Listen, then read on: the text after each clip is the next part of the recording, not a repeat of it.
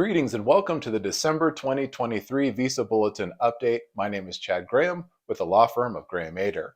Starting with some good news, USCIS is using the dates for filing chart instead of the final action dates chart for December, so that will be helpful for some people. This is the third month in a row USCIS has done that, which indicates that USCIS thinks the Visa Bulletin is being a little too conservative in using up the annual limit of employment-based immigrant visa numbers. Before I show you the specifics, make sure you click the subscribe button underneath this video so that you can get updates whenever we post new videos, which we are doing regularly.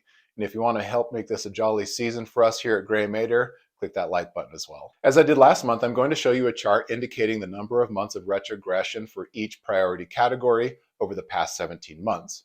What has emerged are some interesting trend lines. In addition to that, I'll show you a chart on the overall increase in retrogression over the past 17 months across all countries.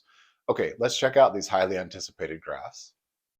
Starting with India, you'll see three separate lines for each category, EB1, EB2, and EB3. Overall, the trend shows increasing retrogression, which is a surprise to no one. A big surge in retrogression toward the end of the last fiscal year, which ended in September, and then dates settling back into the same trend line from earlier in the year. The dates for India stayed exactly the same from November to December, which essentially means an extra month of retrogression.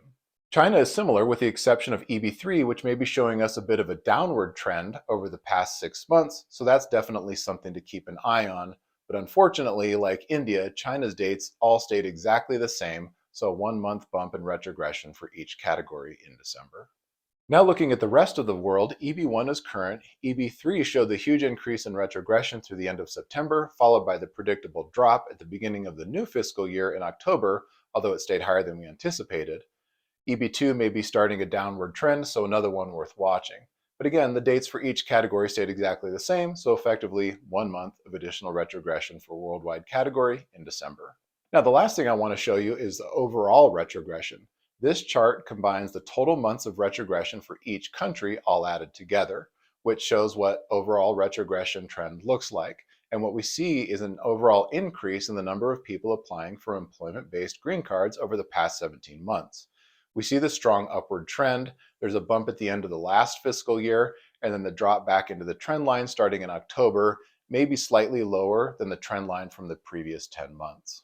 When the economy is strong, we tend to see more applications. If we experience a recession like some experts are predicting, we may see this trend ease a bit. But overall, hiring remains fairly strong right now, so this upward trend may continue for a while.